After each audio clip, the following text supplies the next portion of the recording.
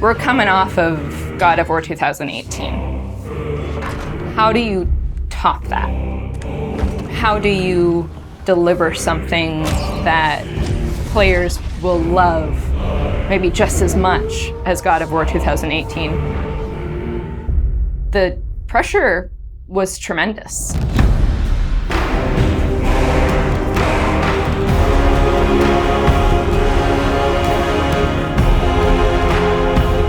My name is Ariel Angelotti, and I am the senior producer for narrative. My name is Richard Gobert.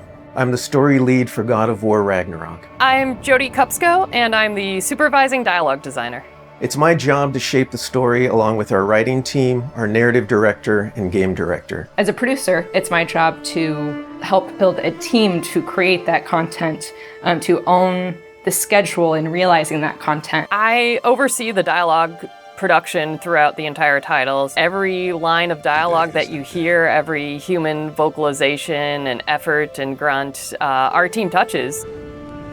So I'm a man now, like you? No. We are not men. We are more than that. The responsibility is far greater. In the story of God of War 2018, we find Kratos seemingly having turned over a new leaf in the Norse lands. He lives a quiet life, hidden in the woods with his wife Faye and their son Atreus. And the story starts with them mourning her death. And we learn that she made a final request before she passed away. She wanted them to spread her ashes from the highest peak in all the 9 realms. He's scared of being a bad father, a bad influence, and as a result, it's made him an absent father. His greatest fear is that he's passed that evil that's inside of him onto his son. You are too quick to temper. You are rash, insubordinate, and out of control. This will not stand. You will honor your mother and abandon this path you have chosen. It is not too late.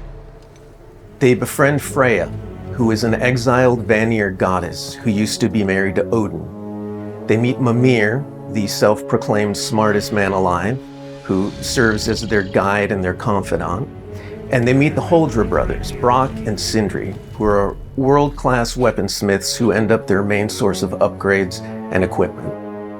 Now, among the enemies they make are the Aesir gods, whose leader is none other than Odin, someone we never meet in God of War 2018, but who casts a very long and dark shadow over the 9 realms. There are consequences to killing a god! Why? How do you know? How do you know? After many adventures, Kratos and Atreus end up fulfilling Mom's wishes, and over the course of that journey, they find out more about each other and about themselves, and finally find a common ground between them. They become the close family unit that Faye hoped that they would become. In God of War Ragnarok, we fast forward a few years, and little Atreus is now a teen, and they're back to hiding out in their home in the woods in Midgard.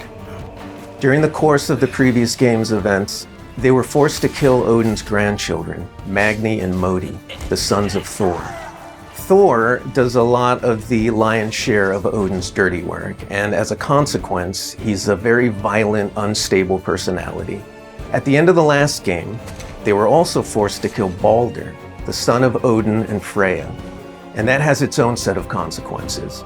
He was a very powerful chess piece for Odin, one that Odin is incredibly bitter about losing. Freya has vowed vengeance against them for the killing of her son.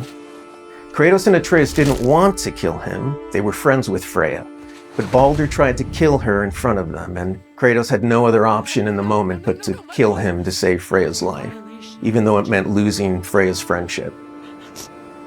I will parade your cold body from every corner of every realm and feed your soul to the vilest filth in hell. That is my promise. He saved your life. He robbed me of everything.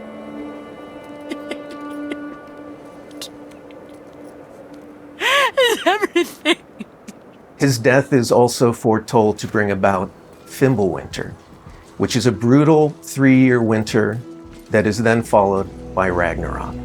It's an apocalyptic war between all the Norse gods, the giants, the dwarves, and the elves, and an army of the dead. They're all destined to fight in a battle that basically ends the world. Kratos is understandably worried about his son and what it means for him. You get to go on this journey with how Atreus grows into a young adult and how Kratos grows into his next era in his life, and really see kind of the parent that he's striving to be, but the person he's striving to be. I find that tale so incredibly relatable.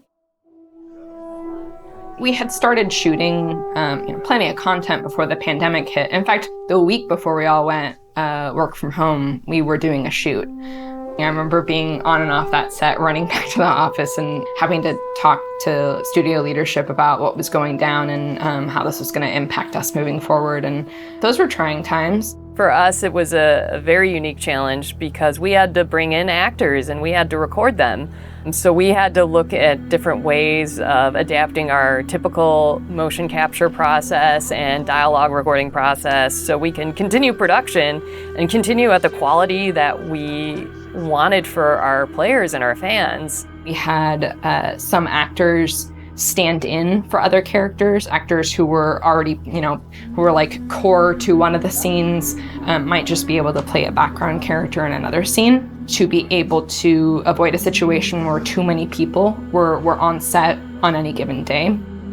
We avoided compromising the story that we were trying to tell as a result of the pandemic and these limitations that we had to deal with.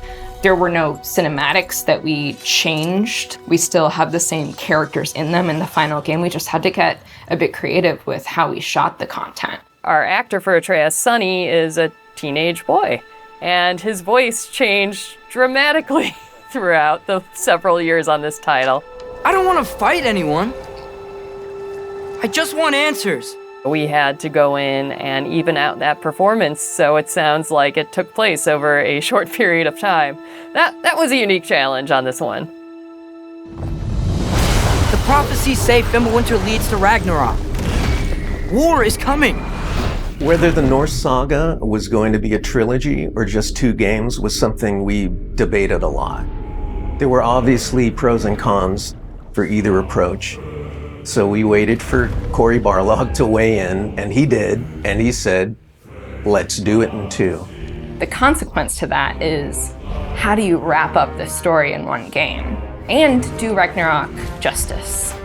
How do we lead up to that and then have a big moment at the end of the game and wrap up all those loose threads? This game is bigger than what we initially envisioned. There's a lot of important story moments that we needed to cover. There are more characters that we follow the threads of. And ultimately, it ends up feeling big and epic because there is a lot there for people to enjoy. I am very excited for folks to see this final chapter. A lot happens. We put our characters through the ringer, but we also bring them closure and we provide answers to a lot of the questions the first game posed. Just all of the new combat that we're doing and the new interactions. There's a lot of stuff that's happening in this title that I think people are going to have fun with. We all have our own personal Ragnaroks to deal with.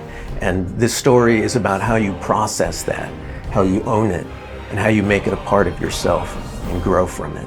I mean, we set some stuff up at the end of last game. There's going to be some consequences this game. We're going to see how things play out between Freya and Kratos. We're going to see how the evolution of the family relationship continues. You got Brock and Sindri, the dwarves, who are kind of part of your makeshift family now. And there's going to be some other characters that we introduce that maybe going to disrupt the balance a little bit. I can't wait until players get their hands on the game or are able to experience how the story unfolds for themselves. We have, I think, an incredibly well-rounded game. Very satisfying combat, beautiful and rich environments to explore, outstanding character art, a lush and moving soundtrack and soundscape. It's the work of hundreds of very dedicated artists, and they all have their own stories to tell.